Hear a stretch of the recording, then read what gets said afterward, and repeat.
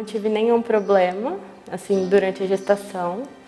Por volta das 9 da noite, começou meu trabalho de parto. Eu saí da cama, fiquei no chuveiro com água quente, né? E o meu trabalho de parto em si, eu quase não lembro nada, né? Eu lembro, assim, o que eles me contaram. Fechei o olho, né? E eu pedi muito para Deus, para que, se fosse para ter um parto normal, que eu entrasse em trabalho de parto naquela noite. Então, depois da minha oração, foi um cochilo e eu acordei com contrações já bem fortes e bem próximas. Logo depois que o Augusto nasceu, então a enfermeira levou ele para os primeiros atendimentos, que é rotineiro do hospital, né? E aí, na verdade, a gente não sabe muito bem como foi, que aconteceu. E aí veio a notícia pra gente de que ele já estava na UTI, em estado muito grave.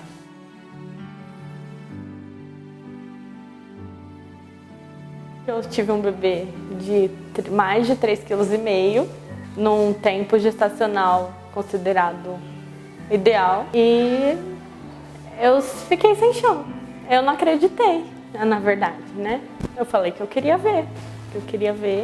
Isso era por volta das 6h30 da manhã e eu consegui vê-lo às 10h30 da manhã. Ele tinha tido uma parada que eles não sabem quanto tempo levou para ser revertida.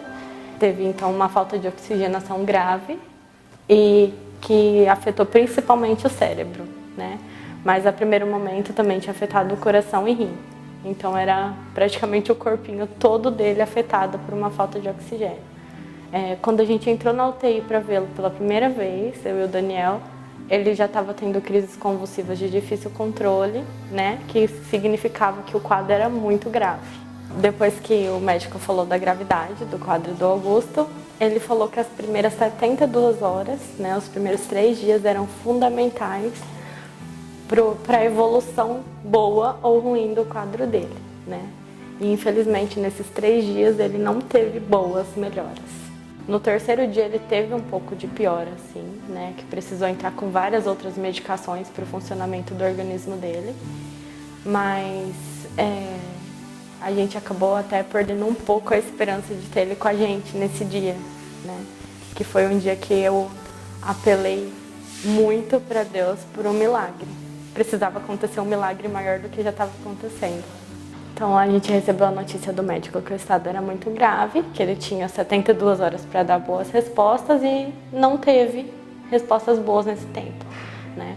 E aí no terceiro dia dele de vida, eu saí da UTI pedindo muito por um milagre, porque eu sabia que para eu ter ele comigo, eu precisava mais do que estava acontecendo, né? Eu precisava de um milagre muito grande. E aí eu pedi muito para Deus para pelo menos deixar o meu filho abrir os olhos, porque eu queria ver os olhos dele que eu não conhecia.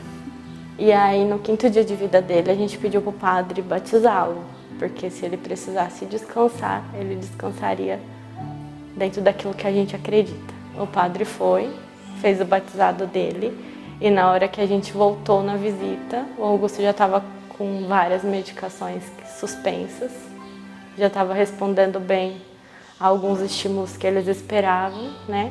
E vários exames que eles queriam fazer e precisavam de estar sem medicações foram feitos no decorrer dessa semana. Foi realmente um milagre que você pediu?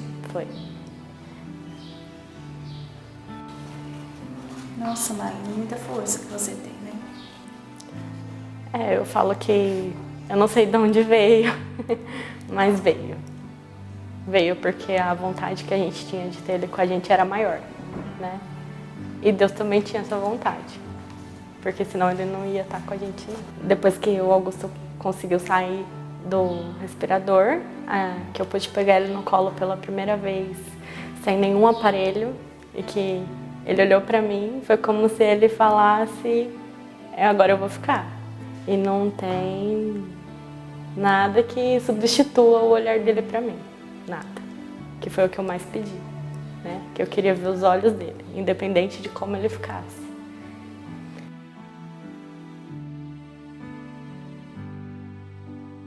O que eu tenho para falar, então, para quem está passando por uma situação parecida, né, é que diagnóstico não é tudo, né? A gente precisa, acima de tudo, acreditar em Deus e acreditar no que os nossos filhos podem oferecer de resposta, né? E é isso que eu acreditei com o Augusto, eu acredito, que ele vai mais longe do que qualquer diagnóstico. Eu acho tão bonito e tão forte isso que você está falando nos dias de hoje, porque a gente vive numa sociedade tão competitiva, tão individualista, tão egoísta, né? E nós temos os padrões de beleza, de padrões de normalidade, do que é perfeito, do que é bonito, estabelecido pela sociedade. E aqueles que não estão dentro desses padrões, muitas vezes eles são marginalizados, né? As pessoas se preocupam tanto, a gente vive com a cultura do corpo, né? Tanto que virou um negócio, né? Tanto com isso, com a aparência, e que esquece de viver o que verdadeiramente importa, que é a essência. E quando a gente fala da essência, a gente fala de tudo isso que você falou, do amor. O amor que eu não preciso muitas vezes ver para sentir, que eu não preciso ouvir para sentir. É um amor que vem aqui dentro do meu coração, independente de qualquer coisa. E é esse amor que você mostra para nós, esse amor incondicional que você tem pelo seu filho, não é?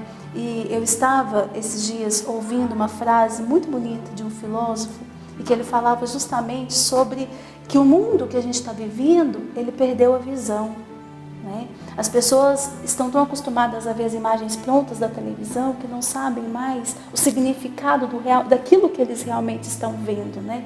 Daquela visão interior. É como se nós estivéssemos vivendo numa cegueira generalizada.